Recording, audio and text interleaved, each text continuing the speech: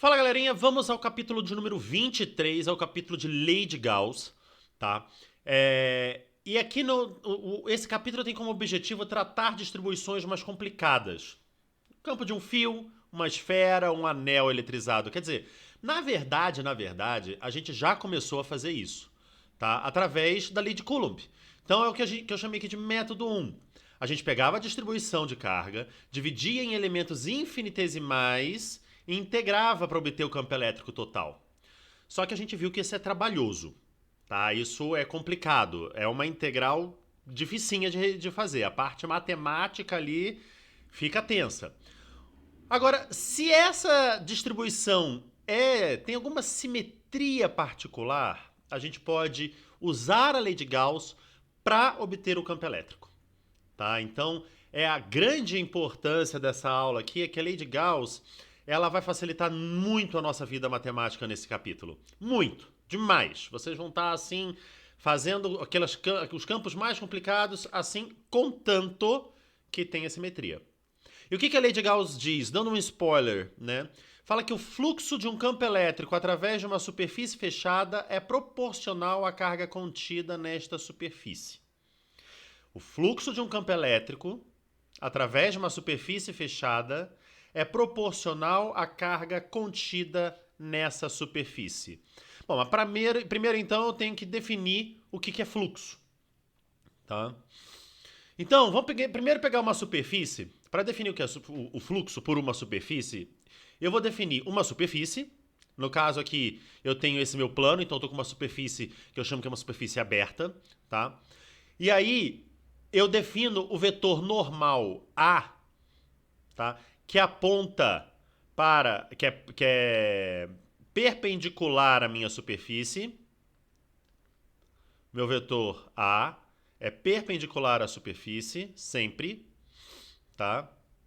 E o módulo desse vetor A é a área da superfície.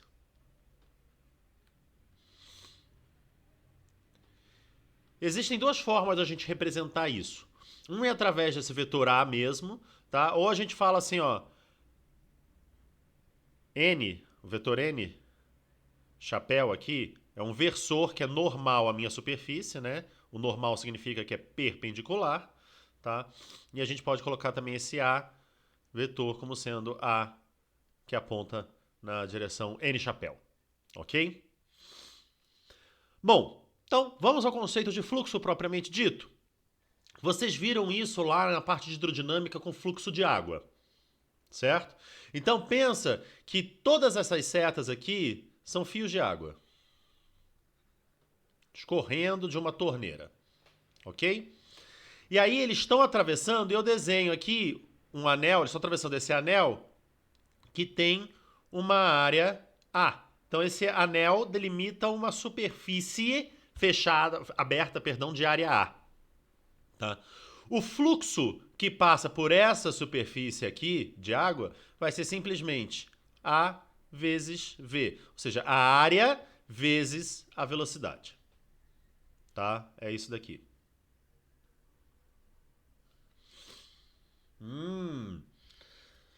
Mas e se ele não está assim perfeitamente perpendicular? Como é que eu consigo calcular o fluxo? Olhando aqui que o fluxo, nesse caso, ó, área vezes velocidade, metro ao cubo por segundo. Tá? Se ele está ligeiramente inclinado, não é o fluxo, você tem que olhar assim, ó, a água está vindo para cá. Que área que ele vê? Ele vê a área do círculo completamente perfeito? Não, ele está vendo uma área, ele está inclinado. Então a área, essa área que ele vê aqui, perdão, essa área que ele está vendo aqui, ó, área perpendicular ao campo, à velocidade, perdão, é uma área ligeiramente menor do que se ele tivesse perfeitamente perpendicular à velocidade. Então a área que agora a água está vendo é essa daqui, certo? Que a gente pode pensar, se isso aqui é um triângulo retângulo, né? Isso aqui é a área, tá? Isso aqui é θ, isso aqui vai ser a cosseno de θ. E aí isso pede, tá? Por um produto vetorial, Produto escalar, perdão, onde o fluxo, aqui agora meu fluxo φ, é A escalar V, que é AV cosseno de θ. Tá? Bom, isso é o que a gente tinha para água. E como é que a gente vai fazer isso para campo agora? Ué, ao invés de eu pensar nesse vetor de velocidades, né, nessas velocidades da água que estão passando por aí, eu posso pensar, então, no meu vetor de campo elétrico, que está perfurando, nas minhas linhas de campo que estão perfurando uma determinada superfície. Certo? Então, aqui, por exemplo, eu tenho agora uma superfície que é uma superfície fechada.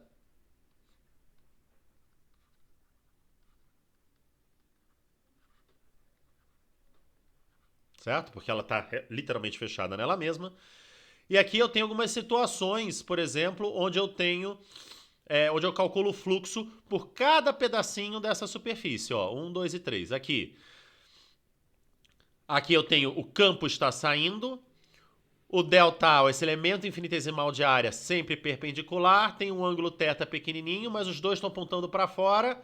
Ah, então meu fluxo é positivo.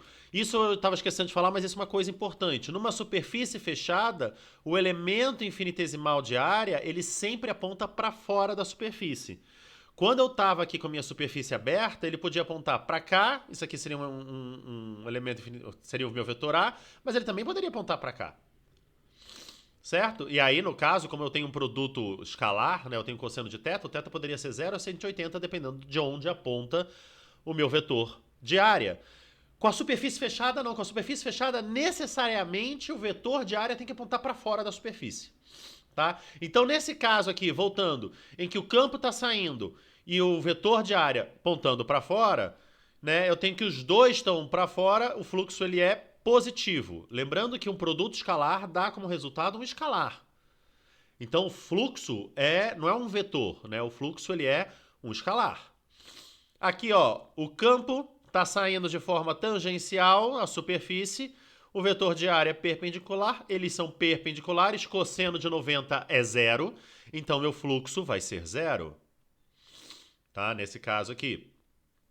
Nesse caso aqui agora, o meu campo está entrando na superfície, olha só, nessa superfície 3 aqui, meu campo está entrando, o meu vetor de área está saindo, então ele não está apontando para θ maior que 90 graus, então meu fluxo vai ser negativo. Tá? É importante, quando a gente está pensando em fluxo do campo elétrico, em particular no fluxo numa superfície fechada, então agora eu tenho aqui uma superfície fechada que eu separei em elementos infinitesimais de área e estou integrando em todos esses elementos infinitesimais de área, tá? É importante você analisar sempre se as linhas de campo estão entrando nessa superfície, se as linhas de campo estão entrando, se elas estão saindo, para onde aponta o campo elétrico em relação ao seu elemento infinitesimal de área em toda a minha superfície. Porque se eu quero o fluxo do campo elétrico numa superfície fechada, que é representado por essa bolinha aqui, né?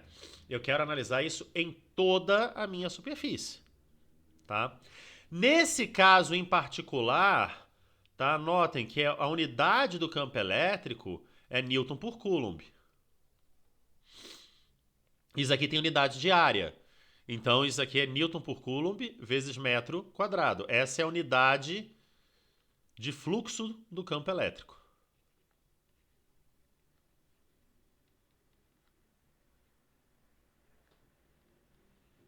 Tá bom?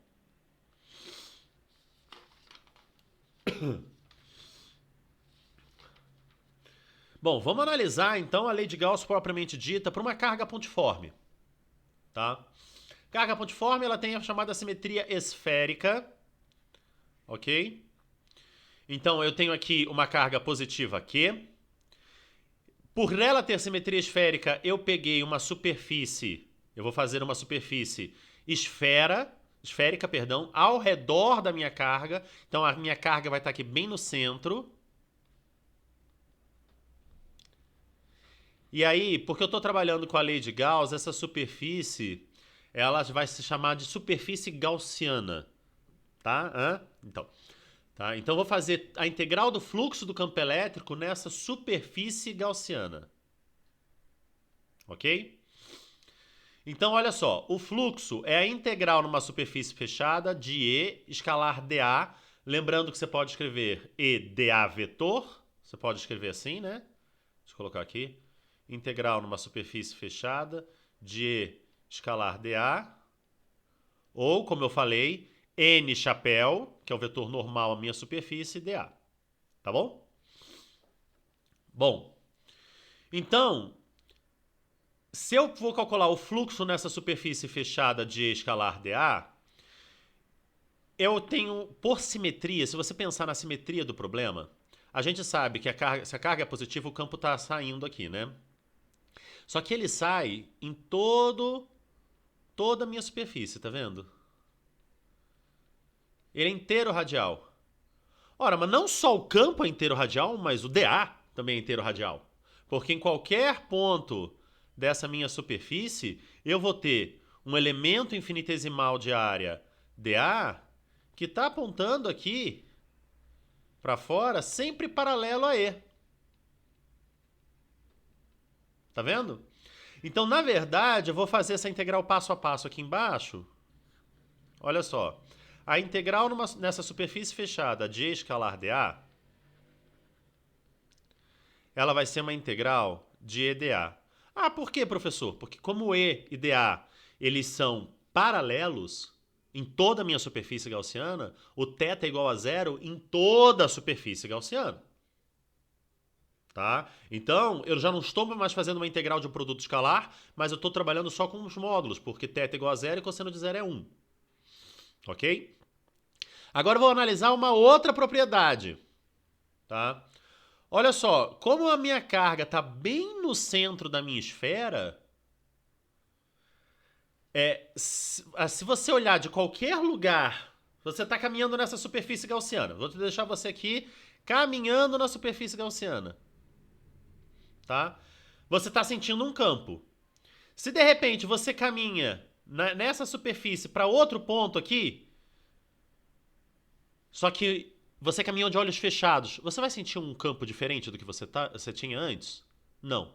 Se eu rodar aquela carga ali dentro, você vai sentir um campo diferente na superfície? Não.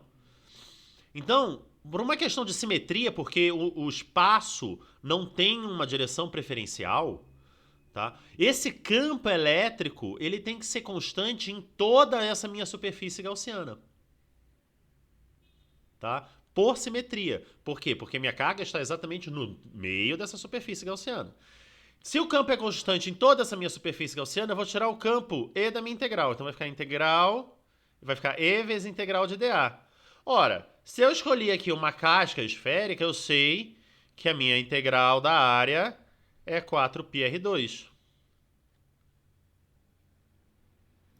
Quanto que vale o campo elétrico de uma carga? Bom, o campo elétrico da carga é 1 sobre 4πε0 Q sobre R2. Vou substituir. Então, isso aqui dá 1 sobre 4πε0 Q sobre R2. Esse é o valor do campo elétrico. Vezes... Agora que tem aqui, ó. A área... tá aqui. A área da minha superfície gaussiana. 4πr2. Então, se eu cortar aqui esse 4π com esse 4π, e eu cortar esse R2 com esse R2, eu tenho que isso aqui vai me dar Q sobre ε0? Sim, o fluxo da minha superfície gaussiana fechada para uma carga pontiforme, tá? É a carga interna à superfície dividido por ε0. Notem que eu só calculei o fluxo. Tá? Quanto que dá o fluxo do campo elétrico? Da carga interna sobre ε0. O que Gauss percebeu, na verdade, é que isso é mais geral. Tá? Ele percebeu o seguinte, que o fluxo φ do campo elétrico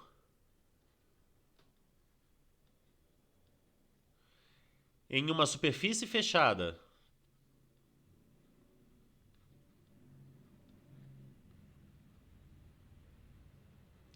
é igual à carga interna da superfície fechada dividido por ε0. E aí, gente, é qualquer superfície que você quiser, isso é verdade. Contanto que a superfície seja fechada. Tá? Então, eu tenho aqui uma carga menos 2Q e tenho aqui uma carga mais 3Q. Vou pegar uma superfície fechada, professor. Tá bom. Qual? Uma forma estranha aqui, ó. Mas ela é fechada, tá? Ela tem 3 dimensões aqui, ó. Ela é fechada em torno dessas duas cargas. Qual é o fluxo, professor? Olha, o fluxo vai ser, sem fazer nenhuma conta mirabolante, nenhuma integral mirabolante, eu sei que o fluxo vai ser mais 3Q menos 2Q sobre ε0. Isso aqui me dá Q sobre ε0. E se eu não tivesse a carga positiva? Se você não tivesse mais 3Q? Bom, é só você apagar aqui. Seria menos 2Q sobre ε0. Contanto, né, lembrando que a superfície que você faça essa integral seja uma superfície fechada. Tá? Agora, apesar dessa lei ser absolutamente geral nesse sentido, a gente sempre usa superfícies que têm uma determinada simetria. Porque a lei de Gauss, ela vai relacionar de um lado o fluxo do campo elétrico, do outro lado a carga interna, tá? Mas ela só vai ser útil para calcular, para derivar a fórmula do campo elétrico em casos onde você tenha uma simetria, tá? Então, essa aqui, bonita, escrita desse jeito completo assim, ó, é a lei de Gauss, em homenagem ao matemático e cientista alemão Johann Carl Friedrich Gauss, tá? Nossa, meu alemão é assim, uma bosta, né? E a carga interna é a carga líquida contida na superfície gaussiana e fala basicamente que o fluxo de um campo elétrico através de uma superfície gaussiana S é proporcional à carga líquida contida nessa minha superfície gaussiana, ou a gente chama de S por causa de superfície, ou da minha superfície gaussiana de área A. Ok? Bom, mas cuidado. Vamos pegar aqui, olha, essa é uma superfície cilíndrica cujo eixo coincide com a direção de um campo elétrico uniforme. Então, tem campo elétrico no espaço inteiro aqui, tá? Uniforme no espaço inteiro e eu desenhei esse cilindro.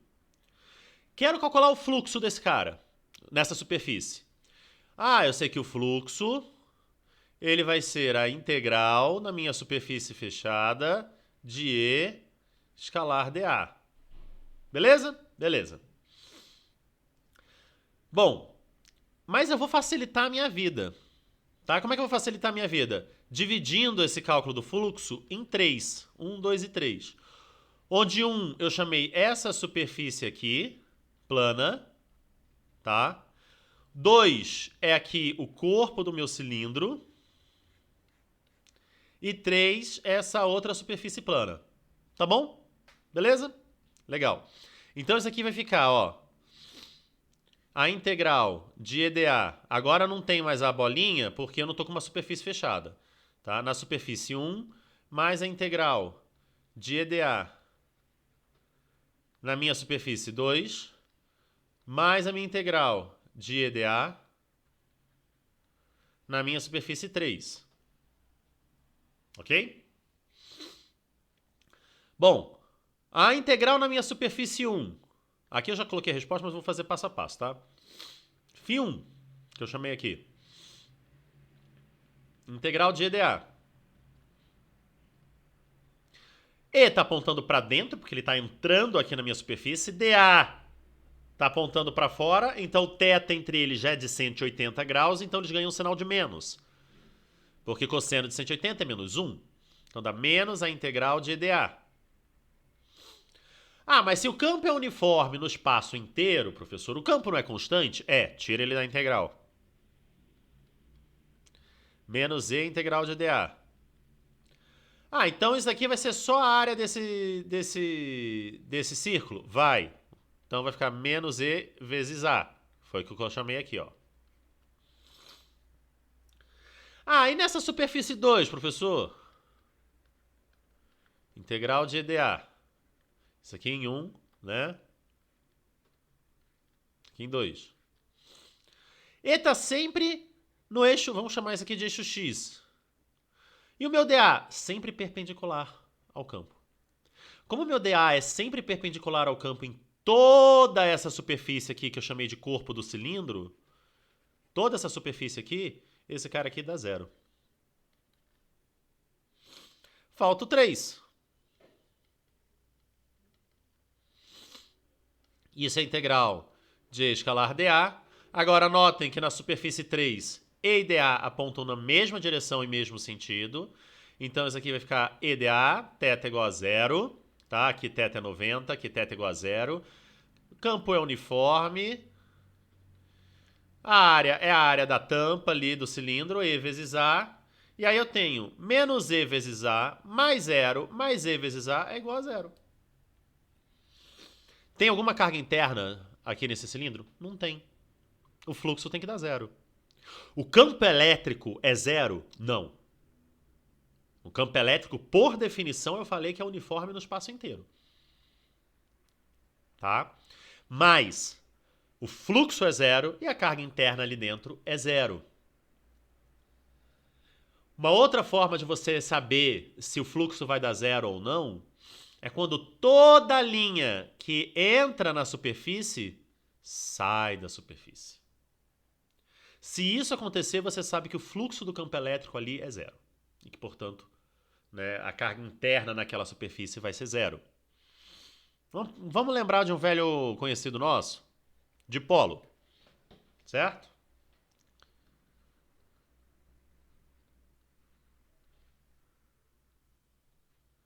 Eu coloquei aqui, aqui tem 4 superfícies, tá? S1, S2, S4, S3 e S2. Vamos analisar S1.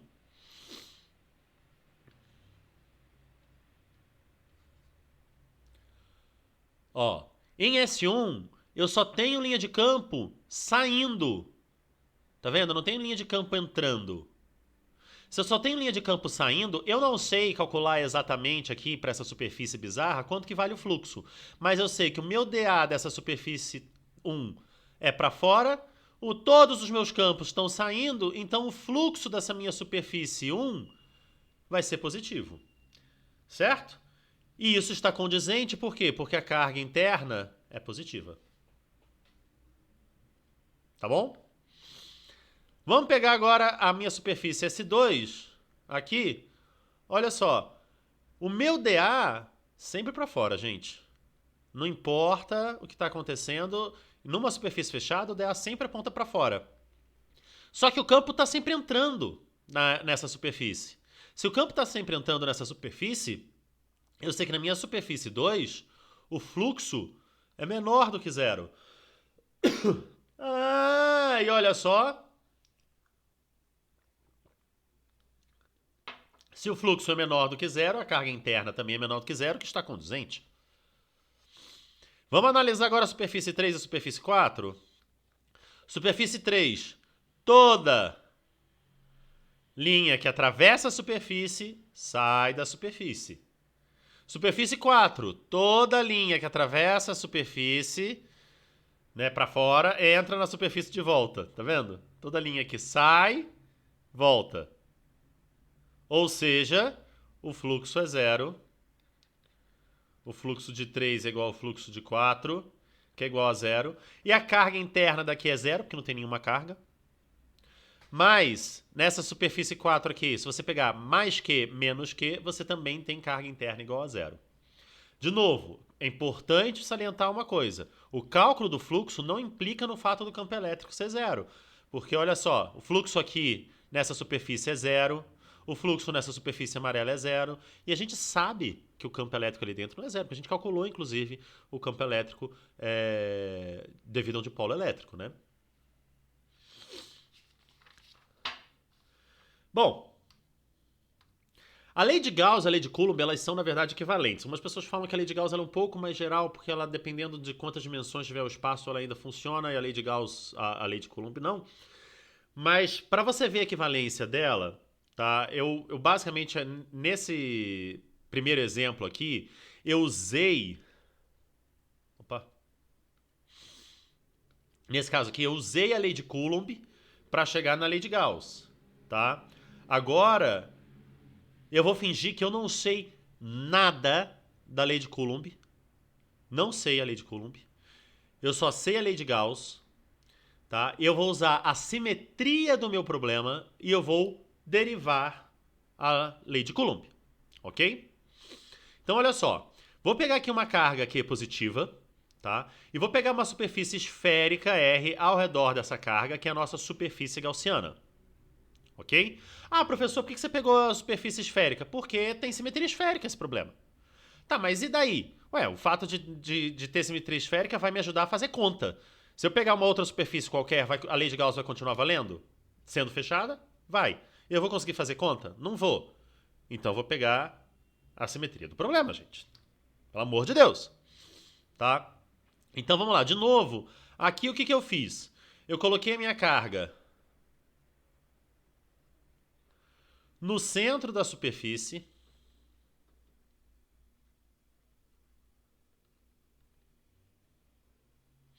Tá? E eu tenho uma carga pontual aqui. Opa, tinha que ter pintado de verde. Tem uma carga pontual aqui. E eu sei que, gente, não pode ter uma direção preferencial no espaço, né? Isso é importantíssimo a gente saber. Se eu olho para um ponto, tá? Estou olhando uma carga pontual. Se eu olho para um ponto assim, ou assim, ou assim, é exatamente a mesma coisa.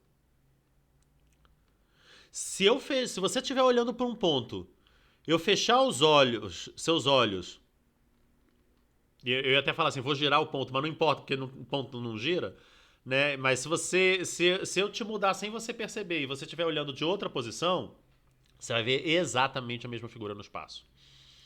Então, por simetria,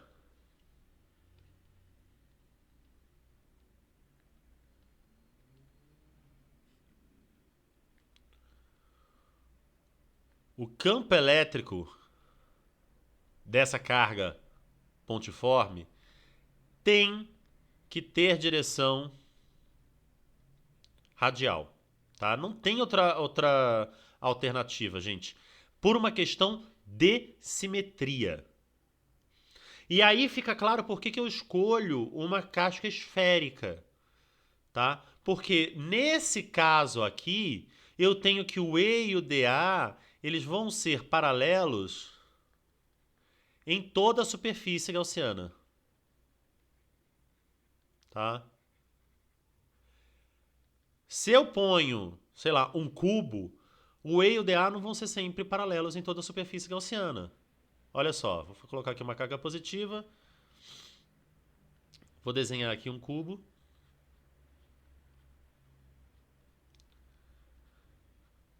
Nossa, podia ter desenhado o cubo pelo menos, ou colocado a carga pelo menos no centro, né? Olha lá.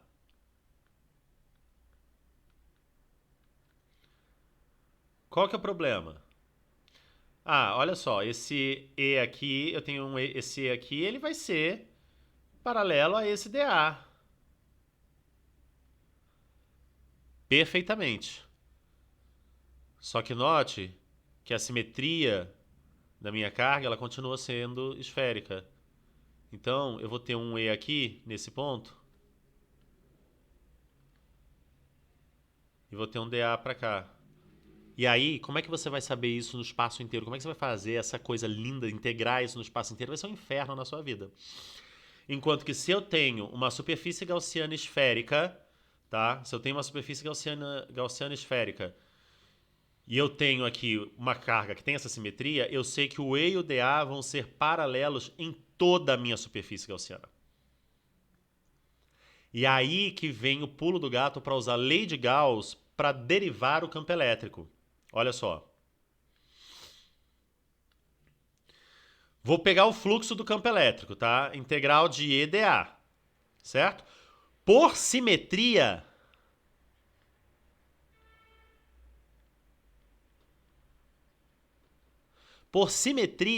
o E e o dA são paralelos em toda a minha superfície gaussiana. Então fica apenas a integral de EdA. Agora, de novo, se a carga está bem no centro da superfície gaussiana, o campo elétrico tem que ser o mesmo, tem que ter o mesmo valor absoluto em toda essa superfície, porque se você estiver andando por aqui, quer dizer, você não sabe, ou se eu te movimentar por essa superfície sem você perceber e você olhar, você tem que estar vendo a mesma coisa, porque não tem uma direção preferencial.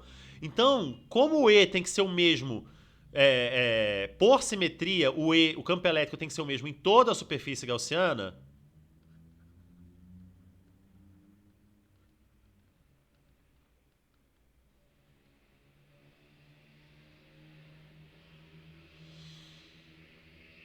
É o mesmo, eu tô pegando um módulo, tá? Só deixar claro aqui.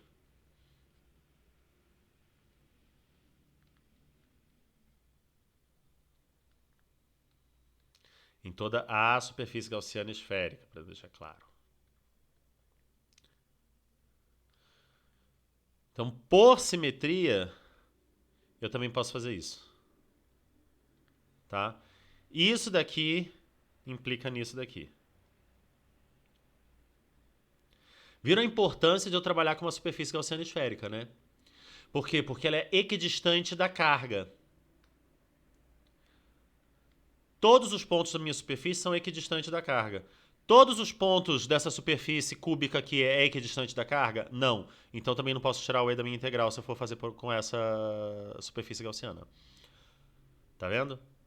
Bom, aí fica fácil, porque aí agora eu tenho EdA, tá? A integral da minha superfície gaussiana é 4πr2. Então isso fica aqui 4πr2 vezes Z é igual a Q sobre ε0. Então agora você isola o E e você escreve que é igual a 1 sobre 4πε0 Q sobre R2 e pronto. Chegamos aqui na famosa lei de Coulomb.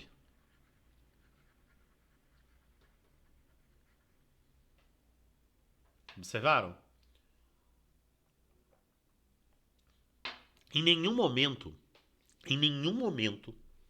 tá? Eu falei para vocês que era 1 sobre 4πε0 Q sobre R2. Tudo que eu fiz foi sair da lei de Gauss, ou seja, eu calculei o fluxo e fiz igual a carga interna da minha superfície sobre ε0. Apenas.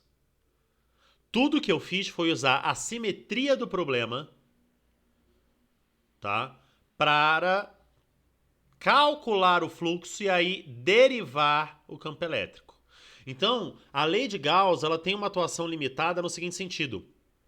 Ela não permite que a gente calcule o campo elétrico para qualquer distribuição de carga, nem para qualquer superfície gaussiana. Ela permite que a gente faça isso apenas para aqueles casos extremamente simétricos. Ah, mas isso então não serve para grande coisa? Serve para muita coisa, gente, porque vai facilitar bastante a nossa vida em diversos momentos. Tá bom? Então, olha só, a gente aplicou a lei de Gauss para uma carga pontiforme e a gente mostrou que a gente obtém a lei de Coulomb. Agora a gente vai obter para distribuições de cargas mais complexas e calcular o campo elétrico resultante. Tá?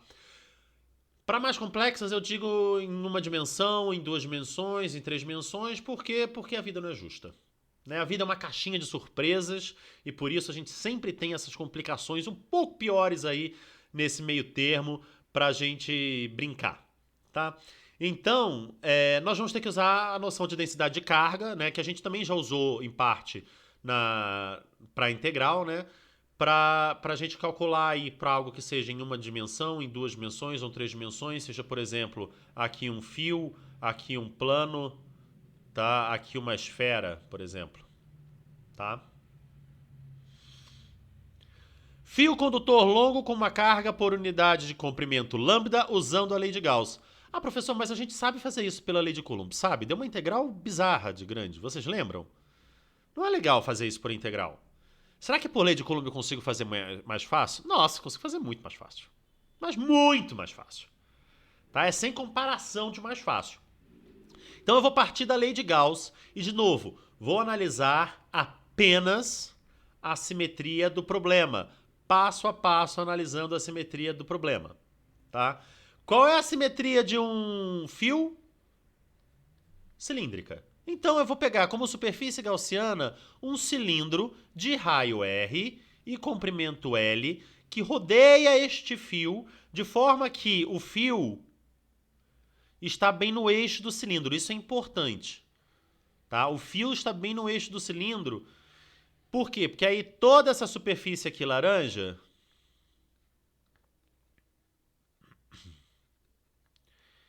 está equidistante do fio.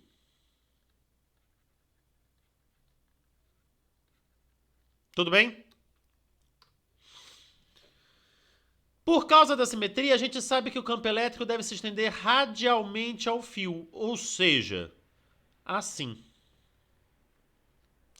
Tudo aqui, ó, perpendicular ao fio. Ué, professor, mas por que isso? Se a gente gira esse fio em torno do próprio eixo, você está vendo um fio, tá? Esse aqui é seu fio. Ele produz um campo elétrico. Você consegue enxergar esse campo elétrico. Poder incrível esse que você tem. Tá? Se tivesse qualquer superpoder na sua vida, começa a engordar, voar, não sei, enxergar o campo elétrico. Aí você está vendo esse fio.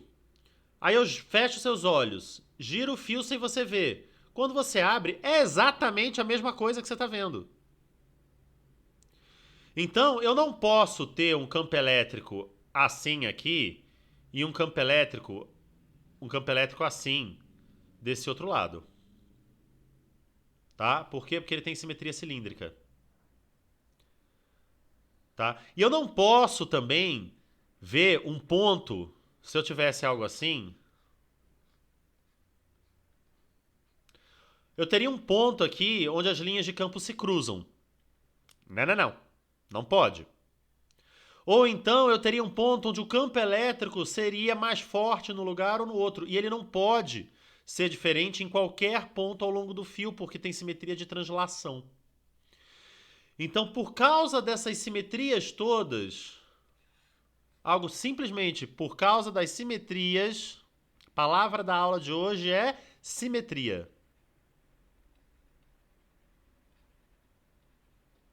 O meu campo elétrico produzido pelo fio tem que ser na direção radial, tá? Então, não tem alternativa. A simetria do problema, o fato da gente não ter nenhuma direção preferencial, nenhum ponto especial, porque a gente tem a simetria de translação, diz pra gente que o campo elétrico produzido por um fio, ele tem que ser na direção radial ao fio, como está aqui o roxinho.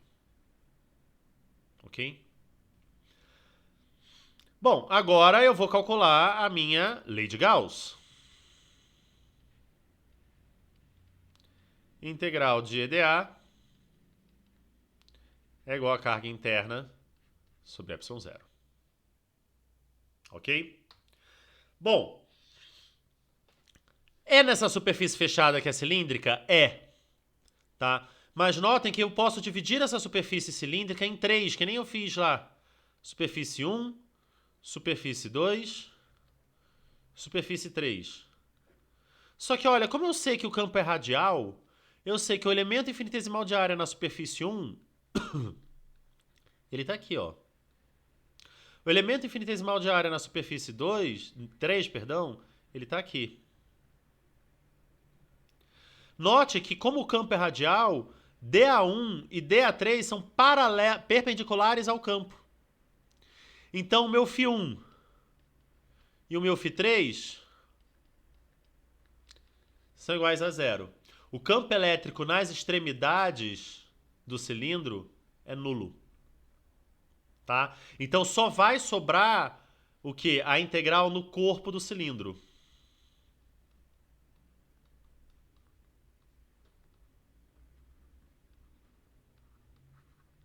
Ok?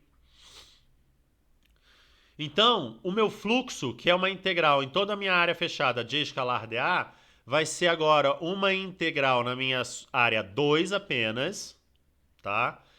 De EDA, lembrando que como o E é radial aqui e o meu DA tem que apontar para fora, o meu DA no corpo do cilindro também vai ser radial, então meu DA aqui, ele é sempre paralelo ao cilindro, paralelo ao campo E em todo o corpo do cilindro, tá?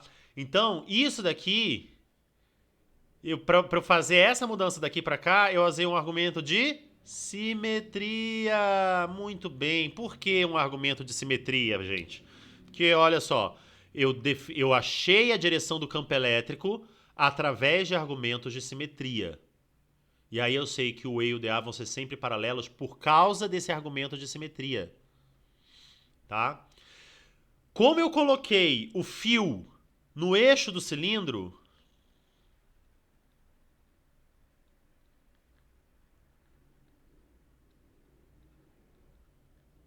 né? Ou eu arrumei o meu cilindro de tal forma que o fio fique no eixo. De novo, por uma questão de simetria, o campo elétrico ele tem que ser igual, tem que ter o mesmo módulo em toda essa superfície laranja aqui. Em todo o corpo do cilindro, o meu campo elétrico tem que ser exatamente igual.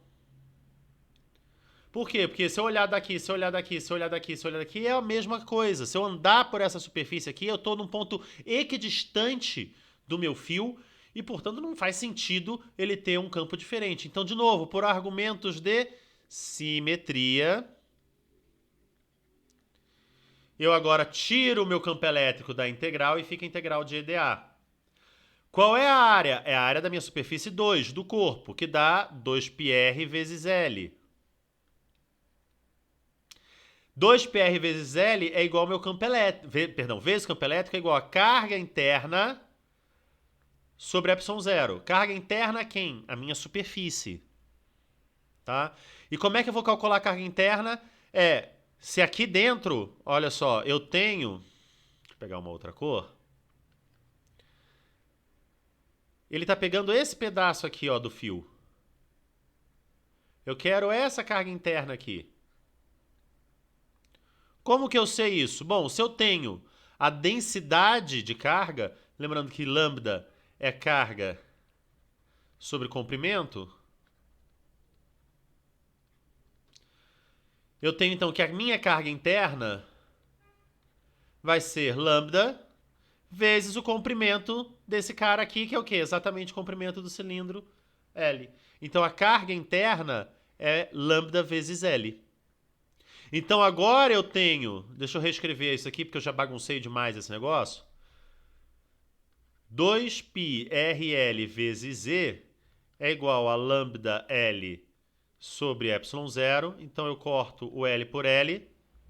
E eu tenho que o E, ó, é lambda sobre 2π ε0r.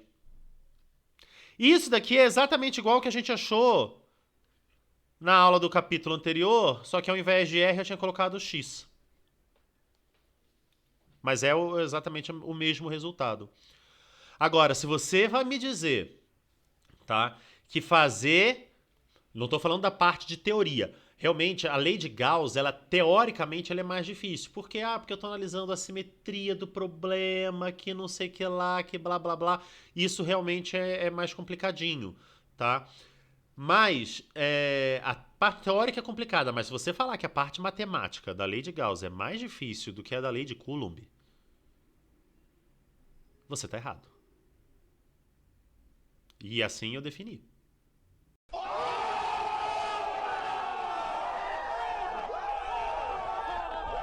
Tá? Então, pelo amor de Deus, gente, olha a simplicidade que é a parte matemática para você derivar o campo elétrico de um fio infinito e a dificuldade matemática integral da integral que a gente fez na aula passada.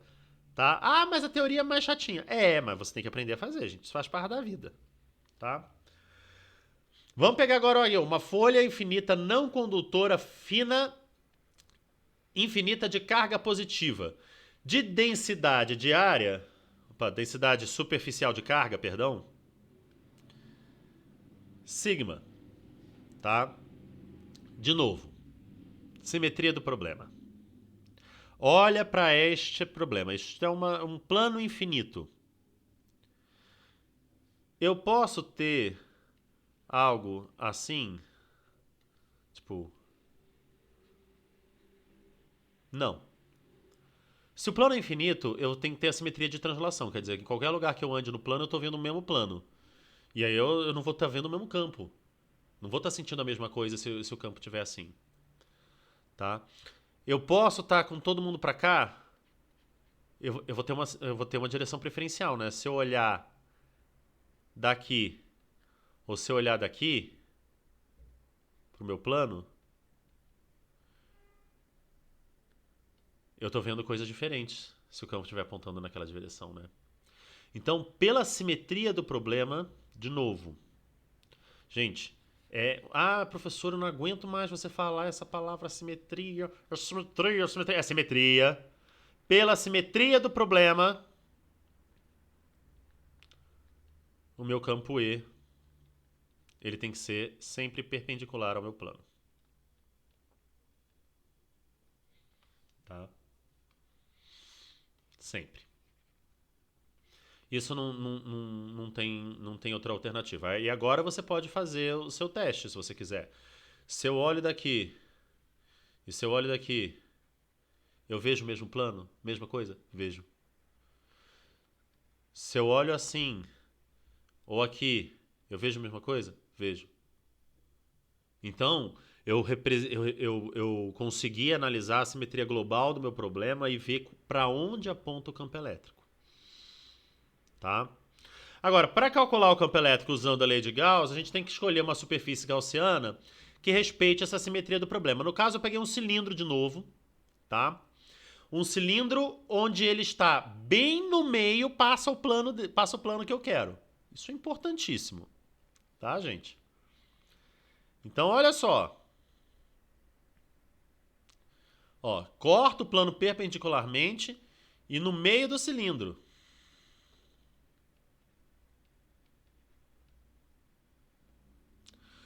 Qual é a vantagem dessa jossa? Então, vamos lá. Vou separar isso em 3 áreas de novo. Vou dar um pouco a cor. Área 1, tá? É essa daqui. Essa daqui do corpo do cilindro é a área 2. E a outra aqui atrás, ó, é a área 3. Beleza? Tá bom? Então tá bom. Bom, o campo, ele tá sempre perpendicular ao plano, né? Então, no caso, o meu campo, ele tá apontando pra cá. Beleza. Vai ficar horrível. Peguei um marca-texto ao invés da borracha. Vamos lá. O meu campo, ele tá apontando pra cá. Ou ele tá apontando pra cá, do outro lado, né? Aqui, ó, ele tá assim. Então, notem que se você pegar o DA de cada uma dessas minhas superfícies, eu tenho um DA aqui, DA1, ó, o DA2 e o DA3. Esse caso é um caso diferente do caso do fio, tá? Por quê? Porque no caso do fio, a integral na superfície 1 e na superfície 3 davam 0 e só sobrava a integral na superfície 2, né? Agora, como o meu campo é sempre perpendicular ao plano, tá? E você tem essa superfície 2 vai produzir um dA sempre tangente ao plano, a integral na superfície 2 é 0, o meu φ2 é 0. Então, se eu for calcular o fluxo na minha superfície fechada, que é a superfície do cilindro que eu vou dividir em 3, na verdade aqui eu dividi em 3 e numerei errado, mas tudo bem, não importa, aqui, tá? O que eu tenho? Eu tenho que a integral em 2 vai dar 0 e vai me restar apenas a integral em 1 e a integral em 3. E aí, como eu estou com o meu cilindro sendo dividido aqui, né, R e R, tá? É de se esperar, gente. Então aqui está, por exemplo, o meu DA3. Aqui o meu DA1. Deixa eu pegar agora aqui os campos. Meu campo elétrico E aqui. Meu campo elétrico E aqui. Faz sentido se eu estou olhando da direita para a esquerda ou da esquerda para a direita? Não, né? Se eu estou olhando o plano para cá, ou se eu estou olhando o plano daqui, em qualquer ponto equidistante do plano, desse lado ou desse lado, o campo elétrico tem que ser o mesmo. Tá? E ele vai ser, obviamente, por simetria, ele tem que ser constante em toda essa superfície. Então, ó, tirei o E da integral, vai ser uma integral na superfície 1. Tirei o E da integral, vai ser uma integral na superfície 3. Tá? E, obviamente, como é um cilindro, a área aqui dessa tampa é igual à área dessa tampa, então isso dá 2 vezes o campo elétrico vezes a área. Tá? Isso é igual à carga interna à minha superfície sobre ε0. Vamos pegar a carga interna agora.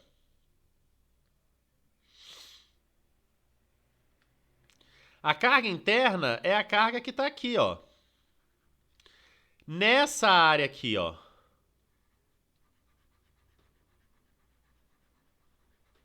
Aí eu vou usar, de novo aqui, entra a minha superfície, a minha densidade superficial de carga, né? Lembrando que sigma é igual a carga sobre área. Então, minha carga interna vai ser sigma vezes essa área daqui. Ora, mas essa área daqui é a mesma área da tampa do cilindro.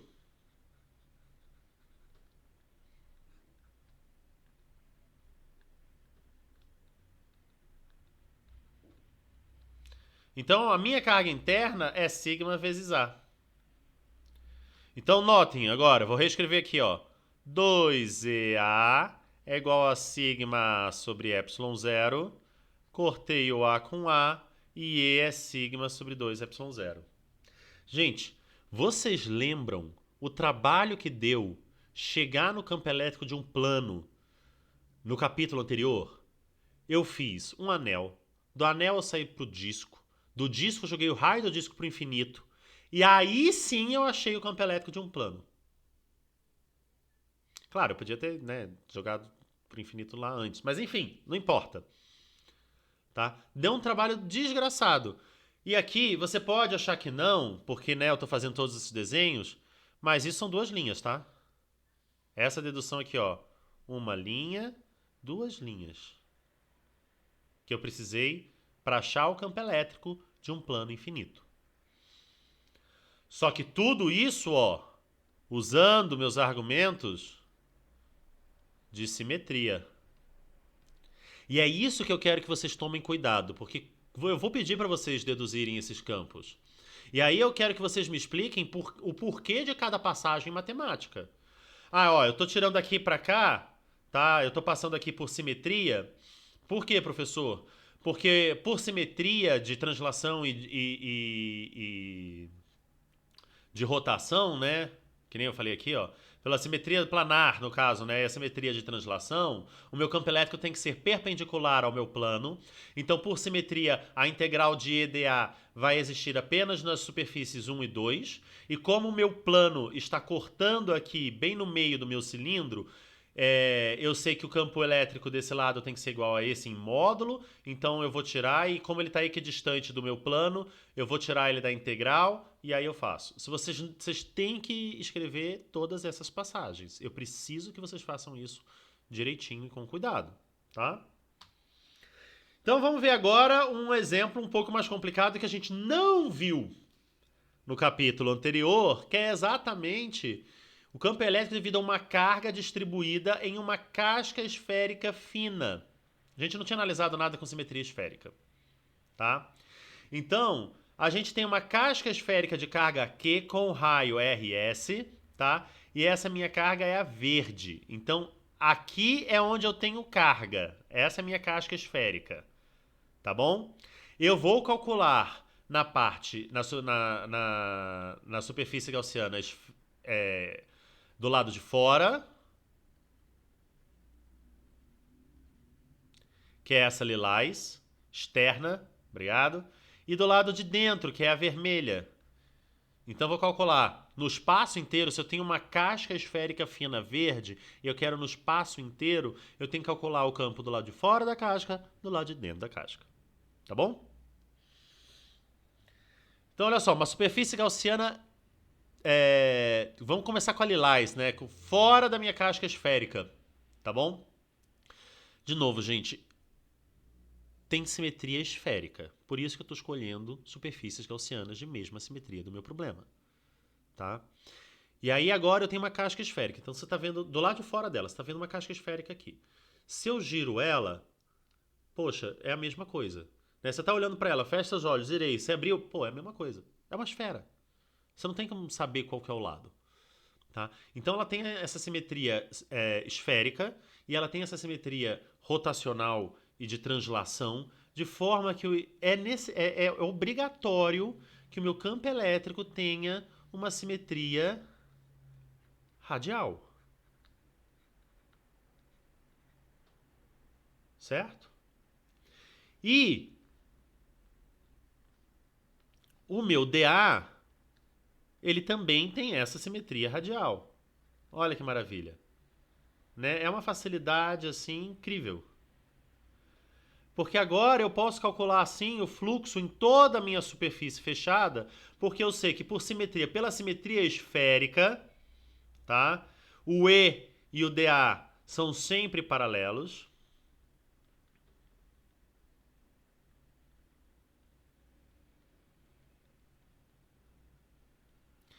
Como eu escolhi a superfície lilás e a vermelha também, né? Concêntrica R, note que toda essa superfície lilás aqui, qualquer ponto da superfície lilás é equidistante da minha casca esférica carregada.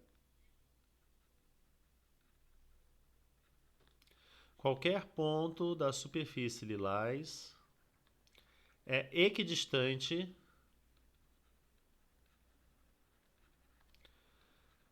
da casca esférica carregada. Então, o campo elétrico, por simetria, tem que ser constante em todo esse cara. Então eu posso tirar o campo elétrico da minha integral. E aí eu tenho uma integral, eu tenho E vezes a integral apenas da minha superfície gaussiana, que é uma casca esférica de raio R lilás. Então isso aqui vai dar 4πr2 vezes E igual a Q sobre ε0. Carga interna. Qual é a carga interna? É a carga total da minha casca esférica. Então o campo elétrico vai ser 1 sobre 4πε0 Q sobre R2 na direção R chapéu. Notem, tá? Isso aqui talvez valha a pena chamar a atenção. Quando você chega nessa expressão aqui, você vai obter algo que é só um módulo do campo, né? Como é que eu sei que aponta na direção R chapéu? Analisando a simetria do problema.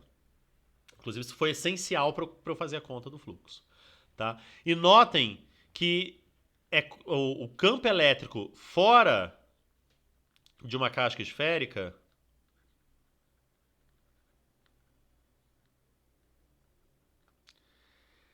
é como de uma carga pontual.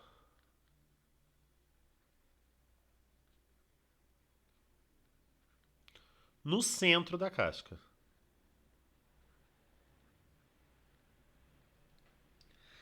Então, quando você está fora de uma casca esférica, o campo elétrico funciona como se ele fosse de uma carga pontual inteira aqui em R igual a zero.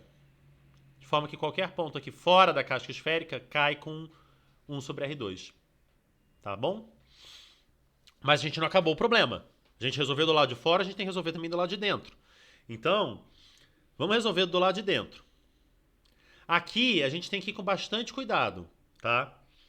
Porque é muito comum vocês errarem no seguinte caso. Estou pegando aqui agora minha casca esférica vermelha e eu sei que o fluxo do campo elétrico é a carga interna sobre ε0. Qual é a carga interna aqui dentro? Zero. Então o fluxo é zero. Que é igual a integral de escalar dA. Aí aqui vocês costumam fazer assim, ó. Já que o fluxo é zero, isso implica que E é igual a zero. Isso daqui não é sempre verdade, gente. O fato do fluxo ser zero não implica que o campo elétrico é zero. Vou lembrar vocês lá do início da aula. Vamos voltar lá para o início. Aqui. Nessa superfície gaussiana, o fluxo é zero. E o E é diferente de zero.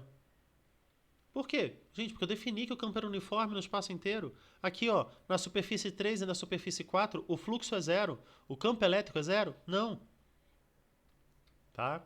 Então, mas nesse caso aqui em particular, tá? O fluxo é zero e nós vamos ver que o campo elétrico é zero. Mas não pode ser feito assim. Tá? Então, olha só. Vamos pegar o fluxo. A integral na superfície fechada de EDA. Gente, se a gente fosse analisar isso, né, honestamente, olha, minha superfície gaussiana está aqui, é algo matemático que eu criei na minha cabeça.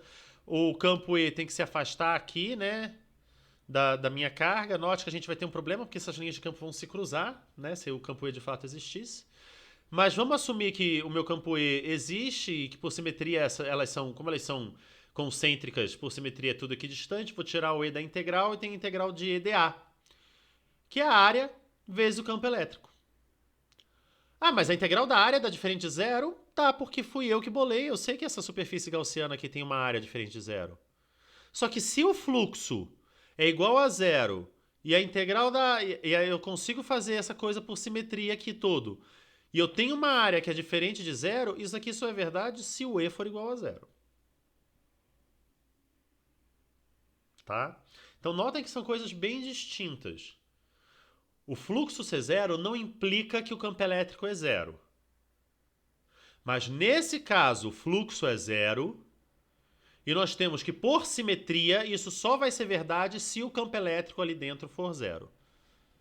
Vocês viram isso antes. Vocês viram isso lá em gravitação. Lembra quando você tinha uma casca, né, de massa e você falava assim, olha, fora dessa casca massiva é como se a gravidade tivesse toda centrada, como se você fosse, né, da lei da gravitação universal de Newton, né? Como você sente uma atração gravitacional, como se toda a massa tivesse centrada, né, tivesse concentrada ali no centro, e dentro dessa casca esférica massiva você não sente força gravitacional nenhuma. É a mesma coisa aqui, tá? Só que para campo elétrico. Lei de Gauss lá no caso da gravitação, e aqui a lei de Gauss no caso do campo elétrico. Demorou, sei lá, 20, 30 anos para Newton provar esse teorema lá na gravitação, e com Gauss você faz num tapa, né?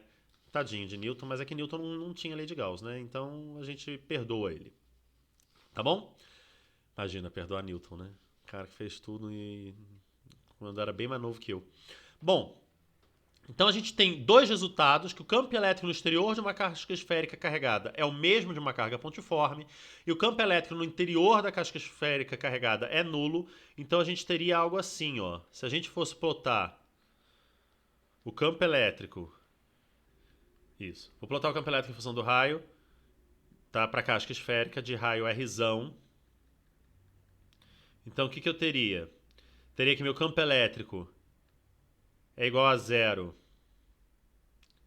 até muito perto aqui de Rzão, e depois o meu campo elétrico ele vai assim e ele cai com 1 sobre R2.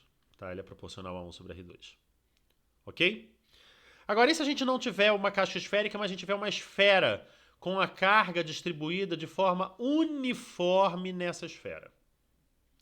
Tá? Então eu tenho uma esfera maciça, carga Qzão, raio Rzão e densidade constante por unidade de volume ρ.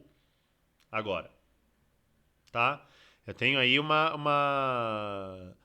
agora, antigamente eu tinha só uma casquinha, agora não. Agora ela tá ali inteira, maciça, tá? Bom, vamos de novo. Se eu quero para o espaço inteiro, eu quero fora da minha esfera e dentro da minha esfera. Eu vou começar agora pela mais difícil, que é dentro da esfera. Tá? Então, estou analisando aqui na minha superfície gaussiana azul, tá? Que tem o raio R1. Vou sempre considerar positivo, tá, gente? Que tem o raio R1 aqui, tá? Menor do que Rzão, tá? Gente, aí já vem um detalhe importante, tá? Pela simetria esférica, a gente sabe que o campo elétrico vai ser radial e perpendicular à superfície gaussiana. Mas vai apontar para onde? Bom, se ela está positivamente carregada, que é o que eu sempre considero, tá? O meu campo elétrico aqui, ele tem que estar apontando assim. Aí você pode achar estranho. Aí você fala assim, mas professor, por que está apontando para fora? Ora, porque aqui eu tenho uma carga positiva. E o campo elétrico não se afasta da carga positiva, gente? Sim, mas professor, tem. Aquele pedaço todo de carga que a gente tem aqui? Quer dizer, e esse pedacinho aqui? Qual a influência dele nesse ponto? Por que o campo elétrico dessas cargas positivas aqui não vai forçar ele a ir para dentro? Como nós vimos já, se você está dentro de uma casca esférica, qual é o campo elétrico devido à carga que está fora? Zero. Então, gente, aqui por simetria, o campo elétrico ele vai estar assim apontando para fora, tá? E o meu dA também vai estar apontando para fora. De forma que pela simetria esférica isso daqui vai acontecer. E obviamente que eu estou pegando a minha superfície gaussiana concêntrica à minha esfera. Então, por simetria, o campo elétrico nessa superfície azul tem que ser igual na superfície inteira. Então, por simetria, eu posso tirar o E da minha integral. Então, fica a integral de EdA. E isso daqui vai ser a área da minha superfície gaussiana, que é 4πr1 ao quadrado, vezes E, é igual a carga interna sobre ε0. Falta determinar qual é a carga interna que eu tenho aqui. Bom, mas a carga interna que você tem aqui dentro, aí eu vou usar de novo aqui o meu conceito de densidade superficial de carga. Sigma é carga... Nossa, não é sigma, né? Sigma é superficial, eu quero densidade volumétrica de carga. Eu quero um ρ. Então, ρ é a carga sobre volume. Certo? Então, a carga interna vai ser o ρ vezes o volume que está dentro dessa minha casca esférica aqui, dessa minha superfície, que é essa esferinha pequenininha de raio R1. Ora, o volume dessa esferinha pequenininha de raio R1 é 4/3 de π R1 ao quadrado. Então, olha só, a área, porque eu estou fazendo uma integral na área, a área da minha superfície gaussiana vezes o campo elétrico é igual a carga interna sobre ε0. Carga interna é ρ vezes o volume da minha esferinha que está aqui dentro da minha superfície sobre ε0. Então, isso é ρ 4/3 de πr1 ao cubo sobre ε0. Aí você vem aqui, vai cortar o r1 quadrado com r1 ao cubo. Tá vendo? Você corta o 4 com 4, corta o π com π, e você tem que o campo interno é ρr1 sobre 3ε0. Então, note que o campo elétrico ele vai aumentando conforme você se afasta do centro da esfera. Quanto maior R1, maior vai ser o campo elétrico interno, o que faz todo sentido. Porque você vai colocando carga positiva para dentro da sua superfície gaussiana. E note que só vai importar a carga que está ali dentro, porque a carga que está ali fora vai contribuir com o campo zero. Certo? Se você quiser, ao invés de escrever como ρ, quiser colocar em termos da carga total Q, lembre-se que ρ é carga sobre volume, né? Então é a carga total dividido pelo volume total da minha esfera. Então isso aqui vai ficar Q sobre 4/3 de π r ao cubo R1 sobre 3ε0. E aí você tem aqui, né, que o campo elétrico dentro é QR1 sobre 4πε0 r ao cubo. Tá? Bom, e fora da minha esfera uniformemente carregada, agora eu estou aqui com a minha superfície R2 vermelha. Gente, mesma coisa que a gente já fez para a casca esférica, que a gente já fez para a carga pontiforme. Olha, por simetria, né, pela simetria esférica, meu campo tem que ser radial. E aí ele vai ser sempre paralelo a DA. Então, por simetria, eu tenho isso daqui.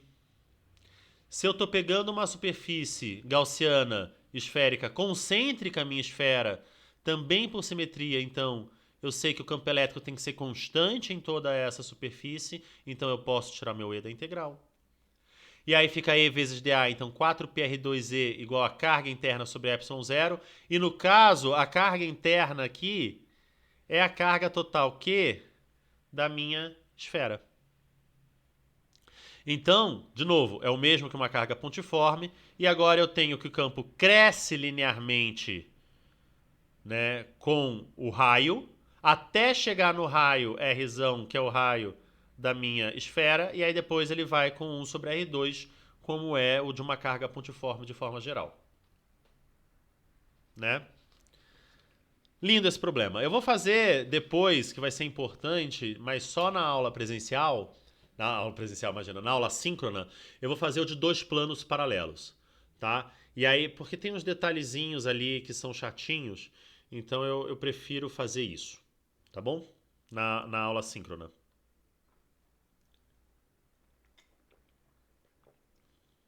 Vamos analisar um caso especial, que é o caso de condutores, tá? Bom, o campo elétrico no interior de um condutor em equilíbrio eletrostático é sempre nulo. Então, a lei de Gauss nos permite demonstrar que todo o excesso de carga no condutor deverá se situar na sua superfície do condutor. Tá? Isso é uma coisa que é importante a gente saber. Por quê? Porque se eu tenho um condutor, vou pegar uma outra cor. Tá? O que define um condutor? Um condutor em equilíbrio eletrostático. Tá? Condutor em equilíbrio eletrostático, as cargas estão livres para se movimentar.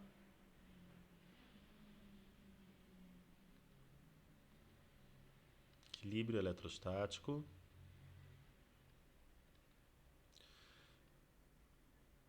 Cargas livres para se movimentar. Tá? Ou seja, nenhuma força ali dentro está fazendo as cargas irem para uma direção preferencial. Então, se eu chego num condutor e eu jogo uma carga aqui nesse condutor,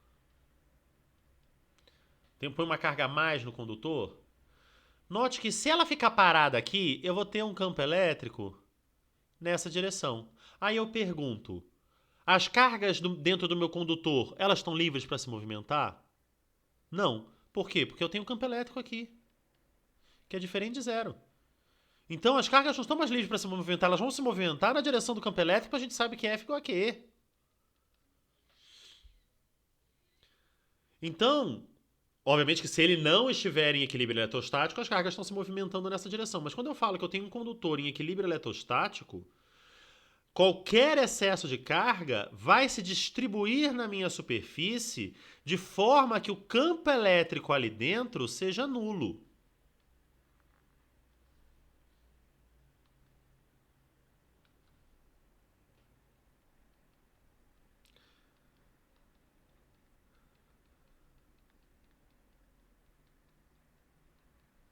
Tá?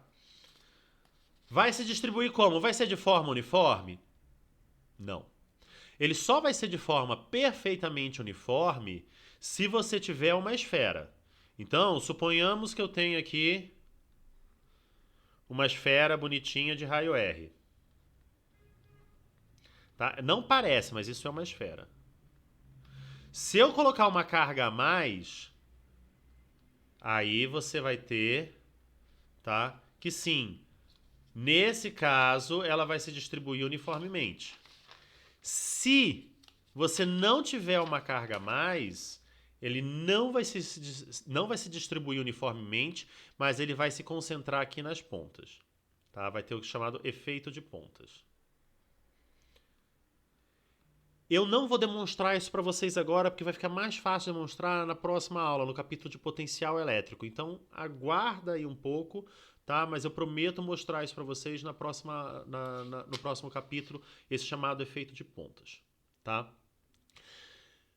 Uma outra coisa que acontece no material condutor é que agora, vamos supor, né, que como elas estão livres para se movimentar, o campo elétrico dentro do condutor é zero. Então, se você pega aqui, ó, por lei de Gauss, olha que legal, por lei de Gauss, tá? Se ele está em equilíbrio eletrostático, então as cargas estão livres para se movimentar, o meu campo E aqui é zero, então nenhuma carga pode estar localizada aqui dentro, todas as cargas extras têm que estar localizadas aqui do lado de fora. Carga interna aqui dentro, líquida, é zero. Toda a carga vai estar do lado de fora. E se eu faço um buraco no meu condutor? Se eu ponho uma cavidade no meu condutor? E eu jogo mais carga aqui. Essa carga vai se concentrar na carga interna, ou na carga externa, ou nas duas? Apenas na superfície externa. Tá? Ou na superfície interna, na superfície externa, ou nas duas. Apenas na superfície externa. Por quê? Porque se eu traço uma superfície gaussiana que tem que passar aqui, ó, meu campo elétrico tem que ser zero aqui dentro. Se eu tenho uma carga extra sobrando aqui, o meu campo elétrico aqui vai ser zero? Não, vai ser diferente de zero, porque a carga interna está dando diferente de zero. Tá? Então, mesmo que eu tenha uma cavidade no condutor, o excesso de carga vai ser sempre situar na superfície externa do meu condutor. Ok? Pegar um exemplo, então, para vocês de campo elétrico e um material condutor. Tá? Então, eu estou pegando um material condutor qualquer e eu vou analisar muito próximo do condutor. Tá? Então, na verdade, não é que eu estou pegando simetria plana de uma camada condutora, porque eu estou aqui, ó, muito próximo de um condutor. Lembra, né, gente, que eu falei até para vocês? O pessoal acha que a Terra é plana porque você não vê a curvatura da Terra, né? Mas se você está numa superfície, se você está aqui muito perto de uma esfera, você vai achar que você está num plano mesmo, tá? Então eu estou pegando essa ideia. Quando eu pego essa ideia, eu estou pegando aqui, ó, muito próximo de um condutor de uma forma qualquer, tá? Eu tenho que toda a carga extra tá aqui na superfície do meu condutor e eu estou pegando um cilindro que corta aqui bem, aí não necessariamente, né? Mas que passa aqui, tem uma parte fora do meu condutor e tem uma parte dentro do meu condutor. Como é que é o campo elétrico na superfície do meu condutor? O meu campo elétrico na superfície do condutor, ele tem que ser sempre perpendicular ao meu condutor. Isso é importantíssimo. Por que ele é sempre perpendicular ao condutor? Porque minha carga está aqui, certo? Está livre para se movimentar. Se eu tiver um campo elétrico tangente, ela vai estar livre para se movimentar? Não vai. Então eu não posso ter um campo elétrico tangente, tá? A minha superfície. Eu tenho que ter necessariamente um campo elétrico perpendicular à superfície do condutor. Então, em todo o meu material condutor, todo e qualquer condutor, o campo elétrico ele vai ser perpendicular à superfície do condutor. Tá? Então, se eu pego um cilindro aqui e eu vou calcular a integral de E escalar dA é a carga interna sobre ε0, eu estou pegando aqui, ó, a área 1, a área 2, que é a superfície do meu, é o corpo do meu cilindro, e a área 3.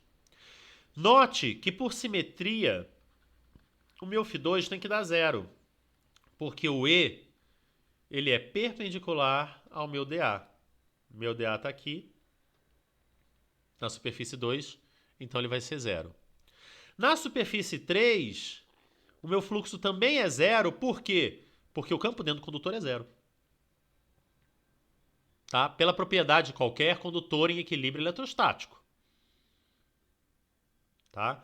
Então, como o campo deve ser perpendicular à superfície do condutor eletrostático, do condutor em equilíbrio eletrostático, e dentro do condutor o campo elétrico é zero, então só me sobra essa integral aqui, 1.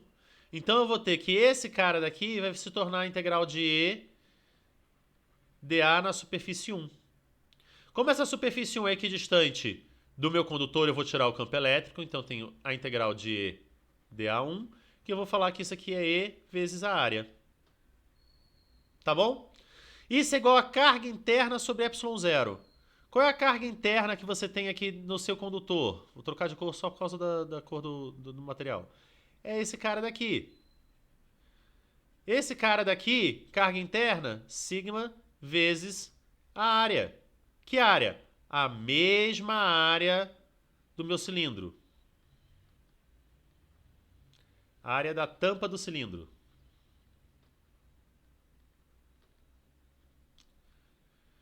Então, eu vou ter que E vezes a área é igual a sigma A sobre ε0, ou ε0 EA é igual a sigma A. Cortei a área, eu tenho que E é sigma sobre ε0, sempre perpendicular ao meu condutor e tendo esse valor constante mesmo, que é sigma sobre ε0 na superfície de um condutor. Ok? Então, em toda a superfície do condutor, você tem que o campo elétrico vale sigma sobre ε0, tá? E ele vai ser sempre perpendicular à superfície do condutor. Ainda tem um negócio muito legal que acontece quando você está dentro de uma cavidade dentro de um condutor, tá? Então esse aqui é o material condutor.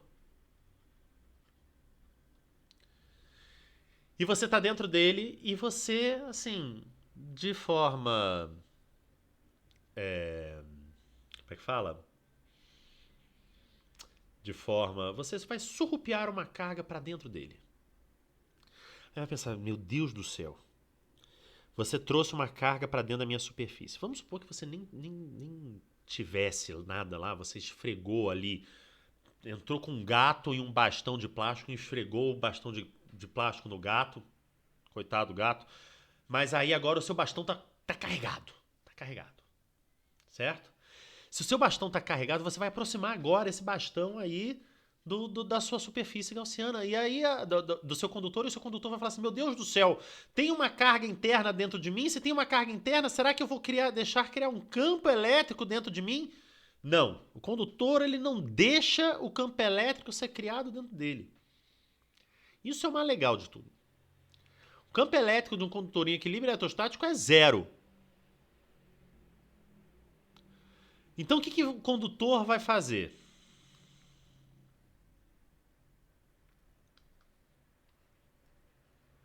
Se você surgiu ali com uma carga, o condutor vai tentar cancelar essa carga, porque as cargas estão livres para se movimentar. Então, obviamente você não são as cargas positivas que vão andar, mas são os elétrons que vão se afastar. Mas os elétrons vão se afastar aqui nessa superfície interna, de forma que você vai ter um pouquinho de carga positiva aqui, ó, de uma forma não uniforme, só porque a carga negativa não está bem no centro, tá? De forma que você agora está aqui dentro, tá? Se eu traçar uma superfície gaussiana aqui dentro, a carga interna vai ser a carga da carga negativa, mais a carga interna positiva que o condutor deixou ali para cancelar a sua situação de forma que o campo elétrico dentro do condutor seja zero. E como é que vai estar aqui a carga externa? Bom, se aqui dentro, se o condutor ele era eletricamente neutro e você trouxe cargas positivas para cá, vai sobrar carga negativa aqui. Elas também vão se distribuir de forma que esteja mais concentrada de um lado do que de outro? Não. Agora elas vão, se isso aqui é uma esfera, vão se distribuir, a carga aqui fora vai se distribuir de forma uniforme. Ué, mas não tem o efeito de ter mais carga positiva aqui do que aqui? Tem, mas eu não tenho uma carga negativa mais próxima daqui também? Então a carga da superfície externa não está nem aí para o que acontece na superfície interna. Na verdade, se você está aqui com uma carga negativa, né?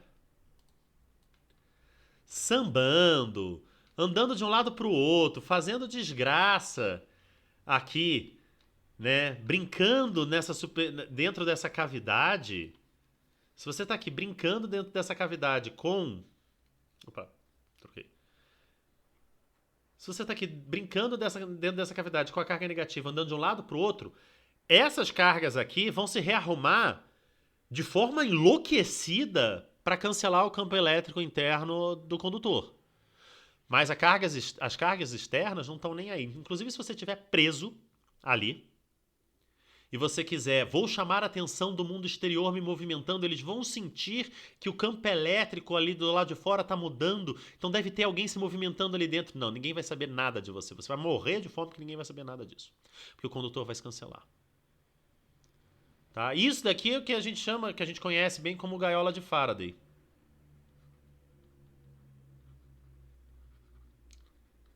E é legal, no caso da gaiola de Faraday, porque se você é atingido, né, você está dentro da gaiola de Faraday e você é atingido por um raio, e aí tá jogando aqui um monte de carga a mais em cima de você, você está completamente seguro de tocar na parte interna do seu condutor, que não vai acontecer nada com você. É a história de que se você é atingido por um raio dentro do carro, você não morre. Ah, professor, mas eu já ouvi falar em pessoa que morreu quando foi atingida por um raio dentro do carro. Eu aposto que é... Ou o carro tá destruído, né? O carro podia estar aberto, né? Podia ser aqueles conversas. Mas enfim, o maior problema que acontece quando você tá dentro do carro e cai um raio dentro do carro é quando você vai descer do carro. Que aí você desce, geralmente a pessoa quando desce se apoia na porta ou se apoia na parte de cima do carro para descer. Pronto, aí agora você tá pegando toda a carga do carro, você é com o condutor, você conduz, então você vai passar toda a carga elétrica de você pro solo e pronto, você morreu eletrocutado. Tá? Um raio caiu no seu carro, você vai ter que parar o carro, saltar para fora e chamar gente para pegar toda a carga do carro e jogar na terra. Né? Que a gente vai ver também aí no capítulo 25, no capítulo de capacitância, a gente vê por que a gente pode aterrar todo o nosso circuito, jogar carga para a terra inteira, que não tem problema. Obviamente que, né, a gente tem um monte de raio aí acontecendo, raio de cima para baixo, de baixo para cima, né? Mas a terra aguenta bastante carga. Aí vocês ficam falando assim, né? Poxa, professor, você fica falando essas coisas, pra que eu vou usar isso? Pra que eu vou usar isso? Pra que eu vou usar isso? Gente, olha só. No filme Aprendiz de Feiticeiro da Disney, já não lembro mais qual é o ano, ele usou exatamente o conceito de gaiola de Faraday, tá? Aqui e a parte de bobinas de Tesla. Ó, ele tá entrando dentro da gaiola, ele tá chamando a menina pra conquistar uma menina, gente.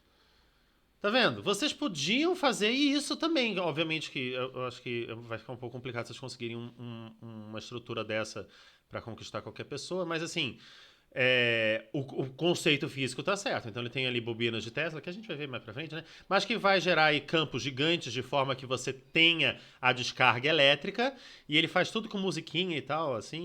E aí, tá vendo? Fica aí jogando um bando de carga elétrica dentro da gaiola na gaiola de Faraday, fica descarregando tudo ali. E eles lá dentro não tem problema nenhum. Isso aqui ele está coberto com material condutor, a carga fica toda na superfície externa, ele pode inclusive tocar na superfície interna, que não tem problema. Obviamente você não pode tocar na superfície externa, mas na superfície interna não tem problema. Né? Então aí ele fica aí, ó, mudando as musiquinhas e tal, tendo todo um som. É uma forma de você conquistar alguém usando um conceito da física que vocês agora sabem, física 3, né, de gaiola de Faraday. Legal, né? É isso.